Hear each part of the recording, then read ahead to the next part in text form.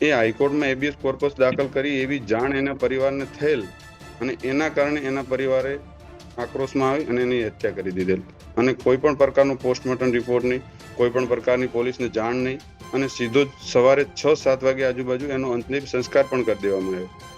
હરેશભાઈ, એવું ક્યાંક જાણવા મળી રહ્યું છે કે જે ચંદ્રિકા નામની જે યુવતી હતી, તમારી પ્રેમિકા હતી, ક્યાંક ને ક્યાંક તમે લિવિનમાં રહી રહ્યા હતા, પરંતુ એક પુખ્ત વયની ઉંમર ન હતી, તે રીત ના આરોપો લાગી રહ્યા છે હરીશ। કઈ રીતે બેન, કઈ રીતે પુખ્ત વયની ઉંમર ના હતી એની?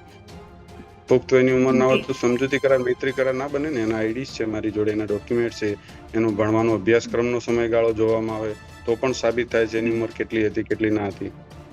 પૂર્વ પત્ની તો ના કહી શકાય, પરંતુ પત્ની છે અને છતાં પણ તમે અન્ય યુવતી સાથે પ્રેમ સંબંધમાં છો?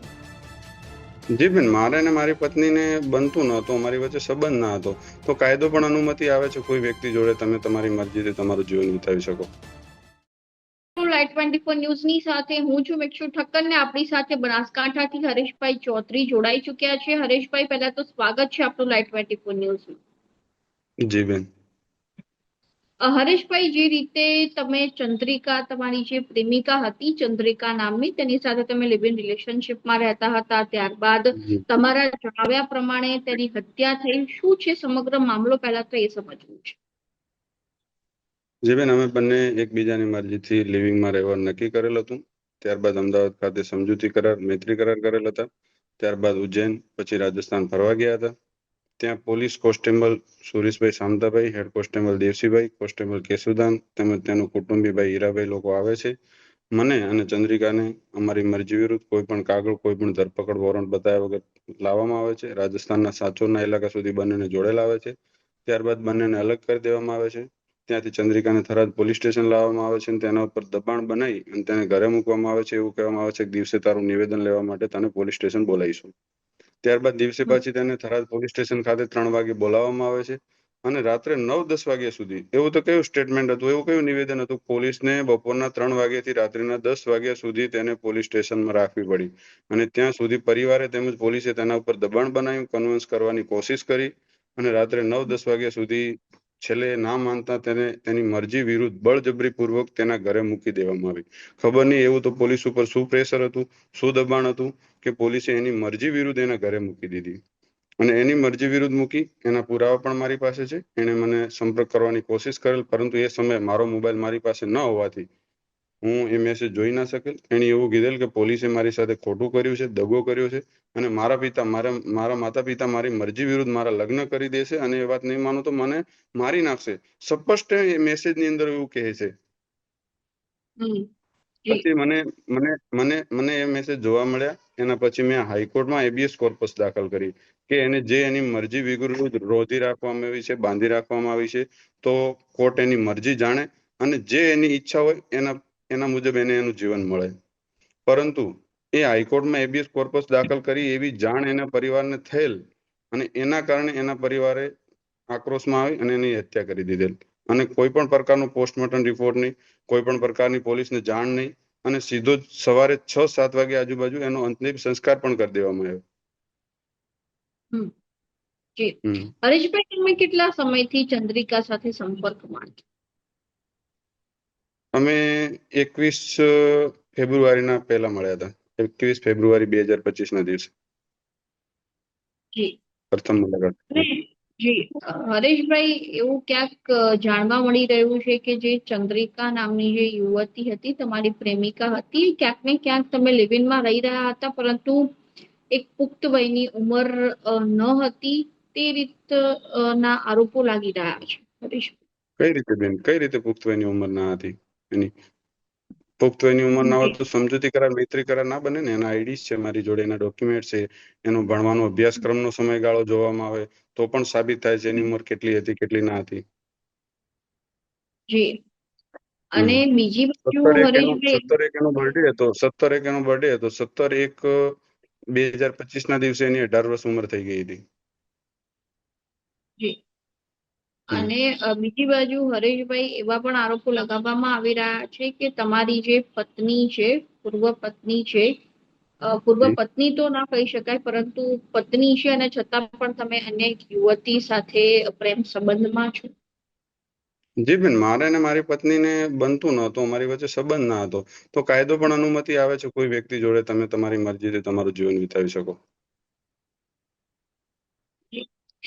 હરેશભાઈ, બીજી બાજુ થરાદ પોલીસની આમાં કઈ રીતની સંડોવણી હતી આ કેસ? થરાદ પોલીસના જે ખાસ કરીને સુરેશભાઈ શામતાભાઈ જેવો પોલીસ કોન્સ્ટેબલ છે, એમણે ખૂબ જ દબાણ કરેલું. આવતા પણ ગાડીમાં પણ ચંદ્રિકાને દબાણ કરેલું, અને ત્યાર પછી પણ મારા મોબાઈલનો ગેરકાયદેસર રીતે કબજો લેવો, મારા વાહનનો કબજો લેવો, તમામ પ્રકારનું.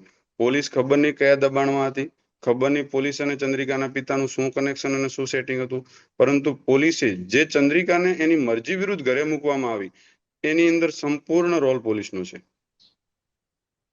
જી, એટલે જી બેન. આ ક્યાંક ને બાકી ક્યાંક કદાચ હત્યા પોલીસે કેસમાં. એની મરજી પ્રમાણે, પોલીસે કોઈ પણ પ્રકારના દબાણમાં આવ્યા વગર ચંદ્રિકાને એની મરજી મુજબ જીવન જીવવા દીધું હોત તો ચંદ્રિકા આજે આપણી વચ્ચે હોત, એ મોતને ના પેટી હોત.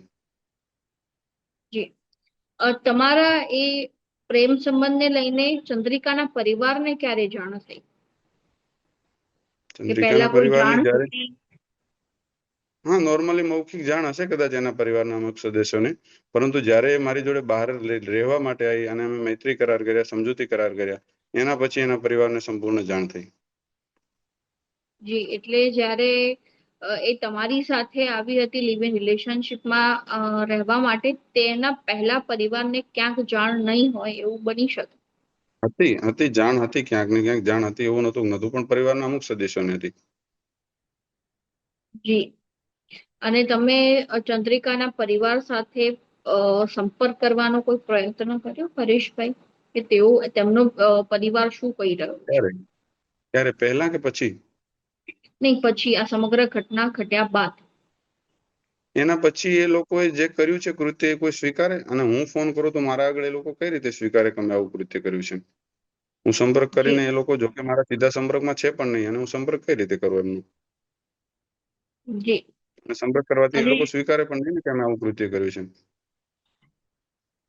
જી, હરેશભાઈ, અને બીજી બાજુ જો વાત કરવામાં આવે તો શું આ હત્યા કેસમાં થરાદ પોલીસની એ સંડોવણી હોઈ શકે છે તમારા મત મુજબ? બેન, હત્યા પ્રકરણ તો એના ઘરની વાત છે, એના ઘરે હત્યા થઈ છે, પરંતુ જે એને એની મરજી વિરુદ્ધ મૂકવામાં આવી એમાં સંપૂર્ણ પોલીસની સંડોવણી છે. જી જી બેન. જી, તમે આ સમગ્ર મુદ્દે એને દબાણમાં સ્તરીય આવી કોઈ અને ત્યાંથી રાજસ્થાનથી, દબાણમાં આવીને રાજસ્થાનથી એને અહીંયા લાવી, મારાથી એની મરજી વિરુદ્ધ અલગ કરવી, હમ, એ કાર્ય તો પોલીસનું જ છે. પોલીસને તો કાયદાનો ખ્યાલ હતો, પોલીસને તો ખબર હતી એ પુખ્ત વયની છે, એ જ્યાં રહેવા માંગે છે ત્યાં પોલીસ એને રહેવા દે. જી, અને એ એની હરેશભાઈ. મરજીથી ઘરે જાય છે, એ એની મરજીથી ઘરે જાય છે, તો ઘરે ગયા પછી એ મને એવો મેસેજ શા માટે કરે કે પોલીસે મારી સાથે ખોટું કર્યું છે, મારો પરિવાર મારી હત્યા કરી નાખશે, મારી જોડે ખોટું થઈ રહ્યું છે? એ ઓન રેકોર્ડ એની મરજીથી ઘરે ગઈ હોય તો એને ઘરે ગયા પછી એવું કહેવાનું ક્યાં આવે છે? જી, હરેશભાઈ, તમે આ સમગ્ર જે થરાદ પોલીસ દ્વારા જે પણ કાર્ય કરવામાં આવ્યું છે તમારા મત મુજબ, તેની કોઈ જાણ ઉચ્ચ સ્તરીય વિભાગમાં કરવામાં આવી છે કે કેમ? બનાસકાંઠાના એસપી કે? બનાસકાંઠાના માનનીય એસપી સાહેબ શ્રીને જાણ કરી છે, માનનીય કલેક્ટર સાહેબ શ્રીને જાણ કરી છે, માનનીય મુખ્યમંત્રી સાહેબ શ્રીને બી અરજી આપી છે, માનનીય ગૃહમંત્રી સાહેબ શ્રીને અરજી આપી છે, માનવ આયુક્ત વિભાગમાં અરજી આપી છે, મહિલા આયુક્ત વિભાગમાં બી અરજી આપી છે, રાજ્યના માનનીય ડીજીપી સાહેબ શ્રીને બી અરજી આપી છે, અને તમામ લોકો આગળ ચંદ્રિકાને ન્યાય મળે એવી મેં માગણી કરી છે. કોઈ ઉત્તર તમને આપવામાં આવ્યું જ્યારે તમે બનાસકાંઠાના એસપી ને વાત કરી ત્યારે, તે સમય દરમિયાન? જી બેન, ત્યારે એસપી સાહેબ એ દિવસે રથયાત્રા હોવાથી કોઈ સરકારી કામમાં વ્યસ્ત હતા, તો મેં ત્યાં અરજી આપી દીધી છે. મેં મુલાકાત કરવાની કોશિશ કરી હતી પણ હું મળી નથી શક્યો, અને મને ખાતરી છે, વિશ્વાસ છે કે કદાચ કોઈ વ્યક્તિ ખોટો હોઈ શકે, પૂરી સિસ્ટમ, પૂરી પોલીસ ખોટી અને ખરાબ ના હોઈ શકે. ચંદ્રિકાને ચોક્કસથી માનનીય એસપી સાહેબ શ્રી કાર્યવાહી કરશે અને ન્યાય અપાવશે. જી, હરેશભાઈ, છેલ્લો પ્રશ્ન એ છે કે તમારે આ ઘટનાને લઈને તમારી છેલ્લી પ્રતિક્રિયા શું છે, છેલ્લી માંગ શું છે? મારી માંગ એ જ છે કે નિષ્પક્ષ તપાસ થાય, અને આની અંદર જે પણ પ્રકારે એને દબાવી રાખવામાં, એની મજબૂરીથી ઘરે રાખવામાં અને છેલ્લે એની હત્યા કરી દેવામાં અને પુરાવાનો નાશ કરવામાં જે લોકોની સંડોવણી હોય એ લોકો વિરુદ્ધ કાયદેસરની કાર્યવાહી થાય. મારી એક જ માંગ છે બસ. જી, ધન્યવાદ આપનું હરેશભાઈ જોડાવા બદલ. જે રીતે વાત કરવામાં આવે તો બનાસકાંઠાથી હરેશભાઈ ચૌધરી જે આપણી સાથે જોડાયા હતા અને તેમના પ્રેમિકા ચંદ્રિકા જેઓ તેમની સાથે લિવ ઇન રિલેશનશીપમાં રહી રહ્યા હતા અને ત્યારબાદ જે રીતે ચંદ્રિકા અને તેમના પરિવાર દ્વારા હત્યા કરવામાં આવી જે છે તેવા આક્ષેપ હરેશભાઈ દ્વારા કરવામાં આવ્યા છે અને આ કેસમાં ક્યાંક ને ક્યાંક પોલીસની પણ થરાદ પોલીસની સંડોવણી છે તેવું પણ હરેશભાઈનું કહેવું છે. તો આ મુદ્દા અંગે તમારું શું કહેવું છે એ પણ અમને કોમેન્ટ બોક્સમાં જણાવી દેજો. અને હજુ સુધી તમે જો લાઈવ 24 ન્યૂઝને સબસ્ક્રાઇબ નથી કર્યું તો હાલ તમે સબસ્ક્રાઇબ કરી દેજો.